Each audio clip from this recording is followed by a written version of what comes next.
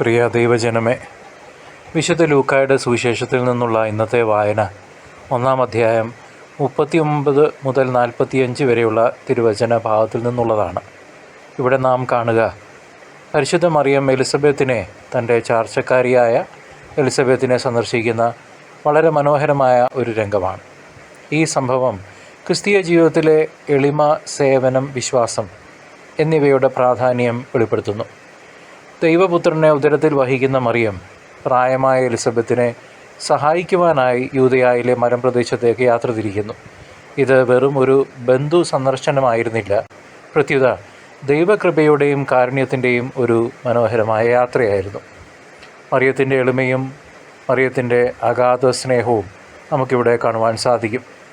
മറിയത്തിൻ്റെ അഭിവാദന ശബ്ദം കേട്ടപ്പോൾ എലിസബത്തിൻ്റെ ഉദരത്തിലെ ശിശു സന്തോഷത്താൽ തുള്ളിച്ചാടി.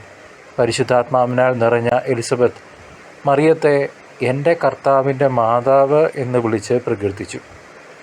പ്രിയ സഹോദര സഹോദരി, ഇത് ഈശോയുടെ ദൈവത്വത്തിന് ജന്മനാൽ ലഭിച്ച ആദ്യത്തെ സാക്ഷ്യപ്പെടുത്തലുമാണ്.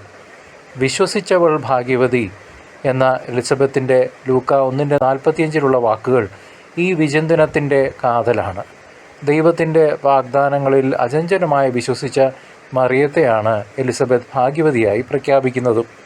നമ്മുടെയൊക്കെ ജീവിതത്തിൽ ദൈവവചനത്തിലുള്ള വിശ്വാസത്തിൻ്റെ ശക്തി എത്ര വലുതാണെന്ന് ഈ വാക്കുകൾ നമ്മെ ഓർമ്മിപ്പിക്കട്ടെ. പ്രിയ സഹോദരങ്ങളെ, നമ്മുടെ കർത്താവായ ഈശോ മിശിഹായുടെ 2-ാം വരവ് അടുത്തിരിക്കുന്നു, വളരെ അടുത്തിരിക്കുന്നു. ആ വരവിനായി നാം ഒരുങ്ങുമ്പോൾ മറിയത്തെ പോലെ നാം മറ്റുള്ളവരെ സേവിക്കുവാനും എലിസബത്തിനെ പോലെ ദൈവവചനത്തിൽ വിശ്വസിക്കാനും പഠിക്കണം.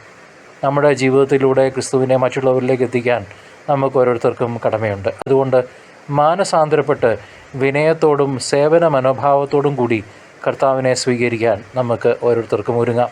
പരിശുദ്ധ അമ്മയുടെ മാതൃക പിൻപറ്റി വിശ്വാസത്തിൽ അടിയുറച്ച ഒരു ജീവിതം, ഒരു ക്രിസ്തീയ ജീവിതം, ക്രിസ്തു സാക്ഷിയായിട്ടുള്ള ഒരു ജീവിതം നയിക്കാൻ നമുക്ക് ഓരോരുത്തർക്കും പരിശ്രമിക്കാം. ദൈവാനുഗ്രഹം നമ്മിൽ നിറയട്ടെ. ആമേൻ.